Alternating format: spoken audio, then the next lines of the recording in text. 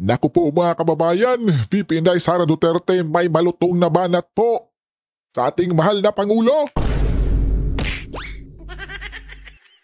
Mahal na Pangulo mga kababayan, no? Kasi mahal na eh. Mahal na ang bilihin natin sa bansa mga kababayan. Oh, eto. Pakinggan natin si VP Inday mga kabayan. Diyos ko. Diyos ko. Akala mo ba yung presidente natin nagtatrabaho? Hindi nagtatanong yan at all. Hindi. I swear to the flag. Si BBM, hindi yan siya. Nagtatanong ng trabaho at all. Kaya napansin nyo ba? Oh, ano po, Madam walang VP? direksyon. Wala nga, Madam VP. Governance at walang direksyon yung iba't ibang departamento. Bakit? Bakit po? Kasi he doesn't give he doesn't command. He doesn't command, he doesn't ask, he doesn't say that, look, there's a Philippine development plan and what are you supposed to do about this? Akala niyo ba yung ginawa ko sa DepEd galing yun kay Bibi? Hindi, akin yun. Lahat. Oh no! Hindi pala inisyatibo ng ating mahal na Pangulo mga kababayan. Di ba? Naku, no? Ibang klase pala itong ating mahal na Pangulo mga kababayan, no? Oh, paniguradong batak na batak ata to. Di ba mga kababayan, sino pa yung may ganang magtrabaho kung, di ba, batak na batak ka? Di ba mga kababayan, wala kang tulog niyan eh. Di ba po? O, natatandaan nyo yung lindol sa Cebu mga kababayan. O, pumunta yung ating mahal na Pangulo. Anong sabi niya? O. Di ba mga kababayan? O, may lindol yata. Di ba? Nako. Kasi he did not give any orders at all. So pag upo ko doon, sabi ko sa mga kasamahan ko, sa mga USEC at ASEC, I think this is our show. Yun. Kasi This is our show. Walang participation at all ang Pangulo. So gagawin na lang natin kung ano yung karapat dapat na gawin para sa edukasyon dito sa ating bayan. So Mabuti na lang mga kababayan, no? Yung ating eto yung tunay na mahal na Vice Presidente mga kababayan, no, na may inisyatibo. Napansin niya na yung presidente niya walang pakialam. Eto, it's time, it's our show na. Walang pakialam yung presidente natin, so tayo na lang ang gagawa. Di ba? Pagkatapos mga kababayan, nakita nilang gumalaw talaga yung Vice Presidente. Anong ginawa mga kababayan? Tinira nila. Di ba po? Pinalitan si Madam VP Inday kabayan. Di ba mantakpan mo yan? Created the matatag agenda. We followed through with the matatag curriculum. Yes at po, unfortunately, hindi kami natapos.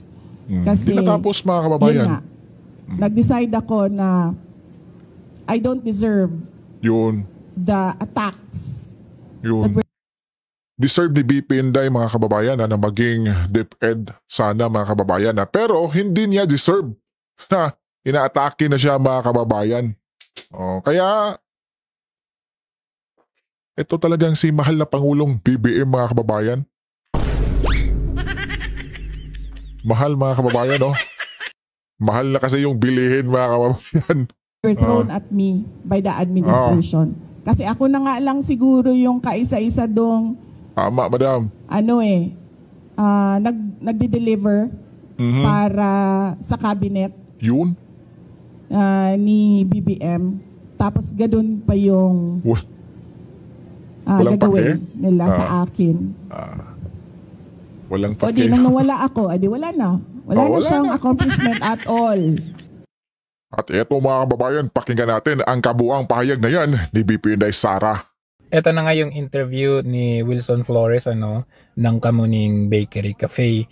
Sa lahat ng na-interview niya, makikita nyo talaga yung kakaibang trato nitong si Wilson Flores dahil sa kanyang mga salita at gesture, talagang highest respect ang ipinapakita niya, pananalita, choices of words, parang ganun.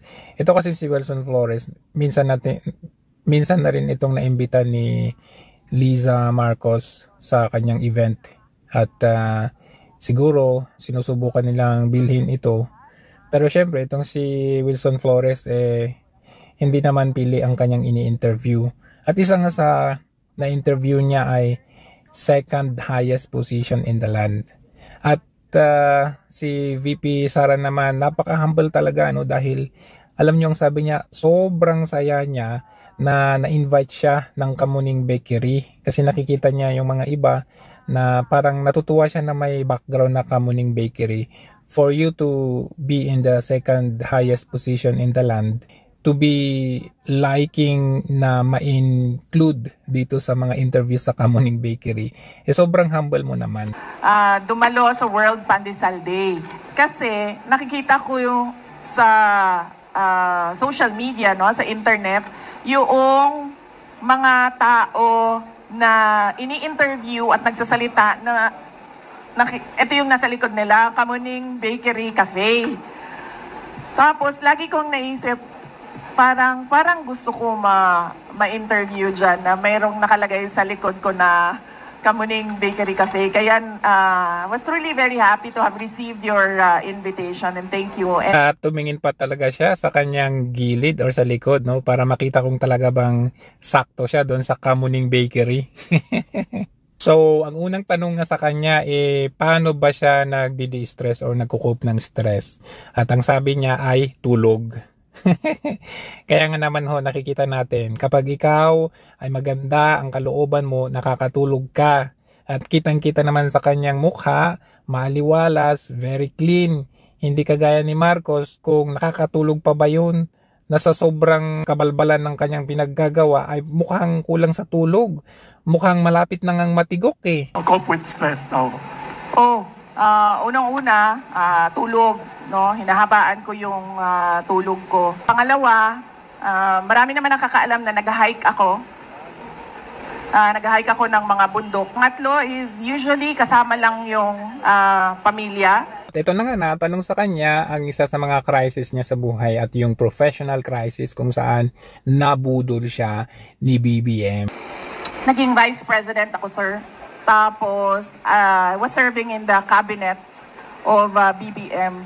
At nagtataka ako, bakit ako inaatake? Wala naman akong ginagawa. Nagtatrabaho lang ako. And yun yung commitment ko din, noong nangangampanya ako, commitment ko sa bayan, na I will serve the country faithfully. Pero, kahit nakaupo ako as cabinet secretary sa Department of Education, tapos, sa Office of the Vice President, ang ginagawa nila, nagro-roll out lang ng project, inaatake ako ng administrasyon. Yun yung professional crisis na daanan ko na nagtaka ako. Took me a while to realize my worth and value as a government official, na hindi dapat ganito ang ginagawa sa akin. Kasi wala naman akong ginagawang masama sa administrasyon man, kay BBM man, o kahit kanino man. Kaya medyo tumagal din ng ilang buwan bago ako nag-decide na hindi tama yung ginagawa sa akin, hindi tama yung ginagawa sa opisina na kung saan ako nakaupo, at I will not endure yung ganon, at hindi din ako parang hihingi ng some sort of peace na parang wag ninyong gawin sa akin ito. Ang desisyon ko was, aalis ako, ituloy niyo lang kung ano yung gusto niyong gawin. Ang mahiwagang tanong tungkol kay Bangag. Kung saan nagulat pa si Marcos dun sa tanong ni Ivan Mayrina. Sasagutin niya ni Attorney Trixie. I would like to acknowledge the presence of Attorney Trixie.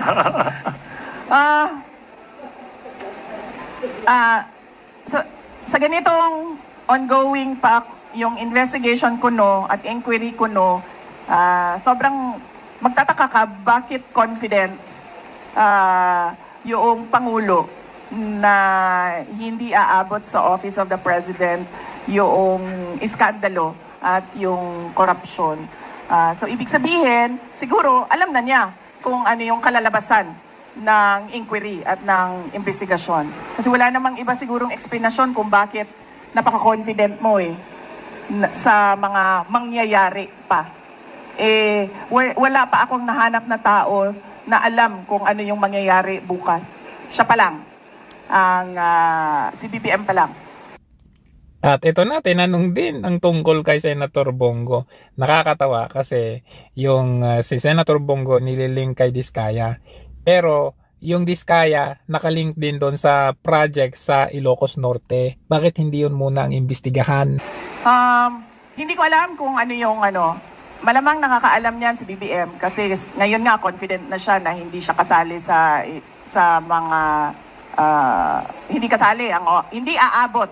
Tama ba ang sinabi? Hindi aabot sa Office of the President ang corruption. So, siya lang makakasagot niyan kung ano ang mangyayari. Sigurado ako hindi aabot sa akin ang flood control scandal. Kasi unang-una, wala namang flood control projects sa OVP or sa Department of Education. At makakasabi naman talaga ang mga contractors and even si Secretary Bunuan, wala talaga akong at all project dyan sa DPWH. In fact, hindi nga nila masabi ngayon na may insertions ang Vice President kasi wala talaga.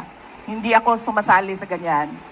Kung aabot ba sa akin, sa tingin ko, aabot siya, susubukan nila na paabutin sa akin dahil sa kaalyado ni dating Pangulong Rodrigo Duterte, si Senator Bongo. Doon siguro nila gagawan ng kwento yon. Ayan, ang tanong pati tinapay, dinamay sa pagtatanong. So tinanong kung anong klaseng tinapay daw si VP Sara, anong klaseng tinapay si BBM, si Romualdez at si Zaldico. Nakakatawang sagot niya dito. Definitely hindi bread si Martin Romualdez at si BBM. Sino yung isa? Apat yung Zaldico. Definitely hindi sila tinapay dahil hindi makain yung ugali nila. At hindi makain yung korupsyon nila. Hindi makain. Kung ako ay tinapay, pandesal na lang. Ang hirap nito sige, ito na lang. Paborito Everybody ko ang eats ensaymada. pandesal in the morning. Okay? Pinaglihi ako sa ensaymada. So kung ako ay tinapay, ako ay isang ensaymada. Pinaparinggan mo ba yung ensaymada vloggers? Ito pa yung tanong, politically motivated daw, sabi ni Marcos Jr. yung ginagawa sa kanya. Aba, napakahusay naman ng sagot dito ni VP Sara. Hoy, hindi ka na politiko.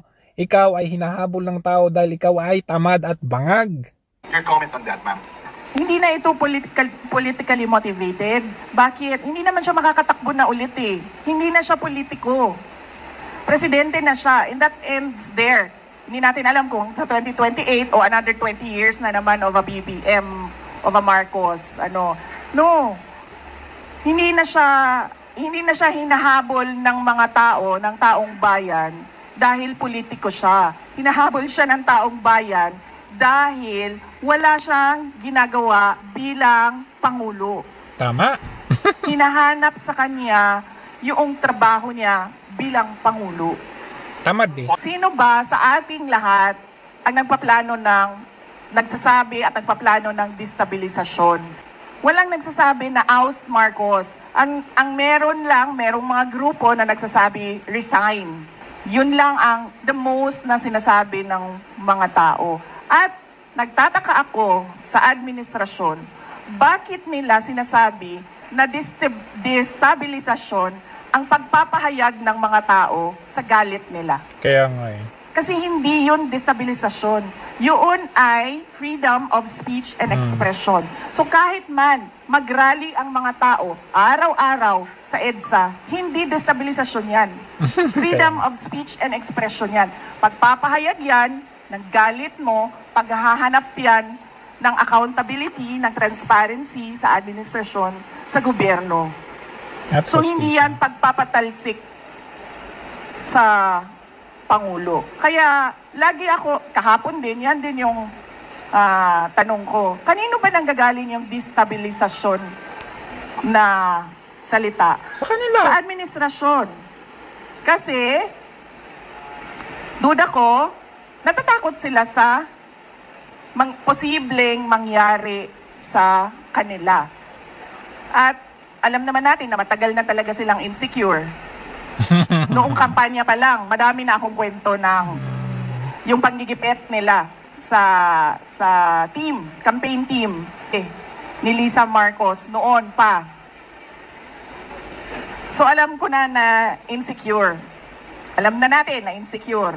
Siguro takot, kaya nila nasasabi may destabilisasyon. Kasi takot sila. Kasi totoo yung sinasabi ng mga tao na ginagawa nila. Hindi nila ma-deny kasi nasa papel Diba? Nakikita mo sa budget Paranoia, siguro. Kasi diba pag ikaw ay, hindi siguro, paranoia talaga yan. Unang-una, insecure. Pangalawa, takot. Pangatlo, paranoia. Kasi ang tao na may bisyo, nagiging paranoid. Hindi lang yun, VP. Kinakausap pa niya multo. May bisyo. Bibigay lang ako ng example. Pinapa-explain ng mga departamento kung saan ako pumupunta at bakit matagal ako sa isang lugar. Ganun na yung papel na umiikot sa loob ng gobyerno. Yan ang politika. Diba?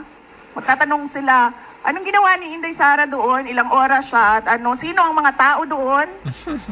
At yung mga kawani ng gobyerno na nandun, ipa-explain bakit sila nandoon. Tamang hinala, kumbaga.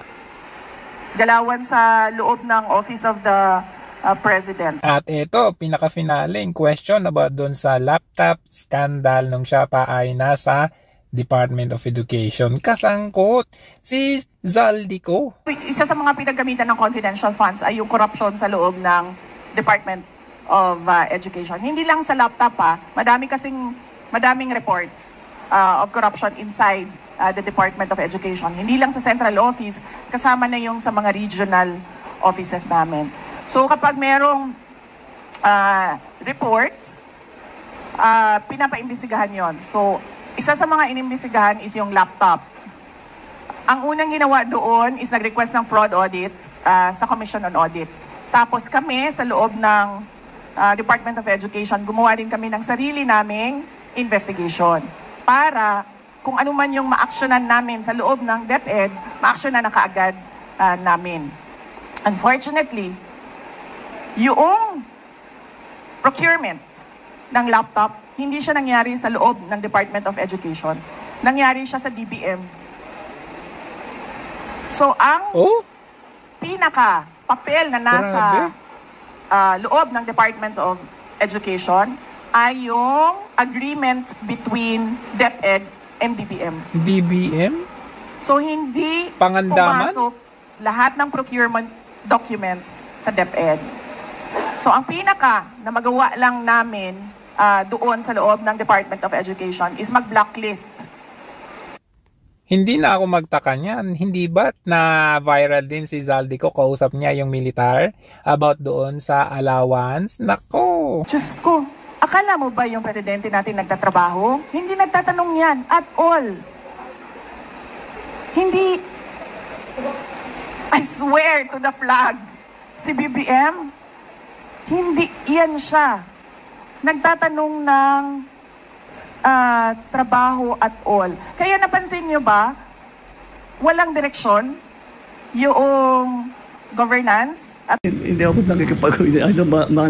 bahala kayo sa ginagawa niyo, basta tuloy-tuloy lang kami. Walang direksyon yung iba't ibang departamento. Bakit? Kasi he doesn't command. Bahala kayo sa ginagawa niyo, basta tuloy-tuloy lang kami. He doesn't command, he doesn't ask. He doesn't say that, look, there's a Philippine development plan and what are you supposed to do about this? Akala nyo ba yung ginawa ko sa DepEd, galing yun kay BB? Hindi, akin yun. Lahat. Kasi he did not give any orders at all. So pag upo ko doon, sabi ko sa mga kasamahan ko, sa mga USEC at ASEC, I think this is our show.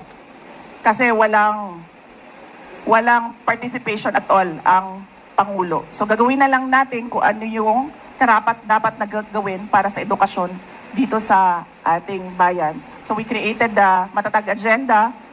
We followed through with the Matatag Curriculum. At unfortunately, hindi kami natapos kasi, yun nga, nag-decide ako na I don't deserve the attacks that were thrown at me by the administration.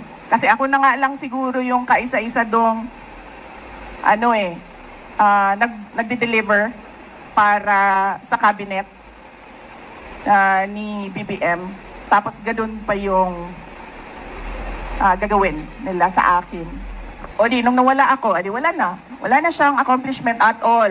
Oo nga, tama yan. Di ba, nung nasa education pa siya, naka-receive siya ng mga parangal, ang Department of Education, all across Asia. Pero nung wala na, anong balita? Oy, Sani Angara!